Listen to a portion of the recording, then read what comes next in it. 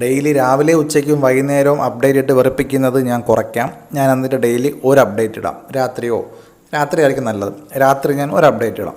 Okay. പിന്നെ പിന്നെ എന്ത് ചെയ്യും എന്നുള്ളതല്ലേ. ഞാൻ ഇവിടെ നിന്ന് കോയമ്പത്തൂർ പോകണ്ടല്ലോ. സോ ഞാൻ പറഞ്ഞതെന്ന് വെച്ചോ, ഞാൻ പറഞ്ഞതാണ് ഓൾറെഡി. ഞാൻ ഇവിടെ നിന്ന് നേരെ പാലക്കാട് കൊഴിഞ്ഞാമ്പാറ സ്റ്റേ. അവിടെ നിന്ന് അടുത്ത ദിവസം ഒരു 10 മണി 11 മണിക്ക് എച്ച് എൻ എസ് എത്തുന്ന ടൈം കണക്കാക്കിയിട്ട് ഞാൻ അവിടെ നിന്ന് ഇറങ്ങും, നേരെ HNS പോകും. അപ്പോൾ ഞാൻ അറിയണത് ഈ പോകുന്ന വഴിയിൽ കാണുന്ന കാഴ്ചകളും കഴിക്കുന്ന ഫുഡും അങ്ങനെയൊക്കെ കൂടെ ഉൾപ്പെടുത്തിക്കൊണ്ട് ചെറിയ ഷോർട്ടായിട്ട് ചെയ്ത് പോകാം. അപ്പോൾ ഒരു വേള അത് എല്ലാവർക്കും ഇഷ്ടമാവുകയാണ്, അതിൽ ക്ലിക്കാവുകയാണെന്നുണ്ടെങ്കിൽ നമുക്ക് യാത്രകൾ പോയി ഷോർട്സ് എടുക്കാം.